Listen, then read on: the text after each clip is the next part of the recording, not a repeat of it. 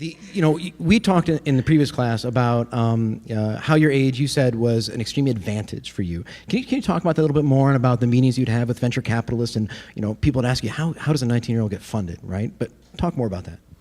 Yeah, so I'm very lucky, like I mentioned before, and part of it was because I refused to believe that a number should be something that people should fixate on when they're making a decision on a multi-billion-dollar potential exit, that it's very silly for someone to discount you without even getting to know you.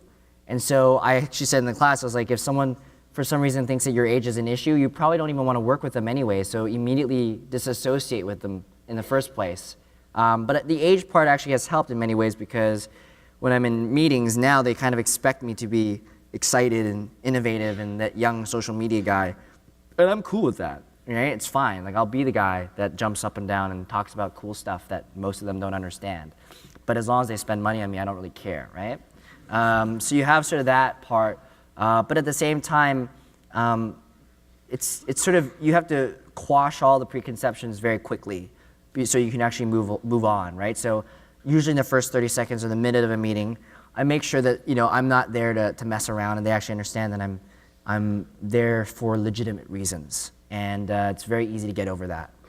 So can you also go back over some of the thoughts you had about Silicon Valley? And you talked about more of your friends are outside of Silicon Valley and the people you connect with. And I think for those of you who've not been in the Valley and not gone out there, I think it's different, right? The atmosphere is different. Very different. Right? Like, it's, every day, just remember, there are like plane loads of entrepreneurs that are landing and wanting to be the next Mark Zuckerberg. And that's a lot of people wanting to be the next Mark Zuckerberg.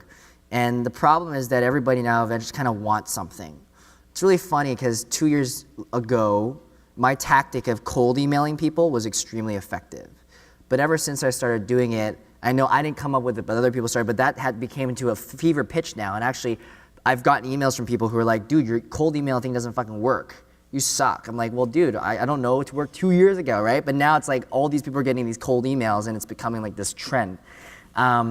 But yeah, things have changed, right?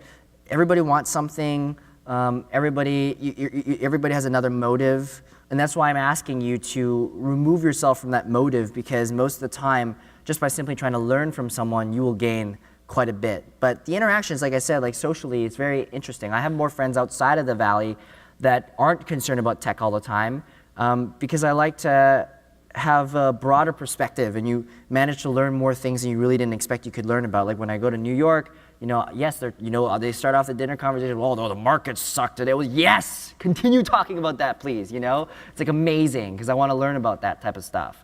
So it's important to sort of reach out beyond, and unfortunately, it is a bubble in more ways than one, and there are ways to combat that.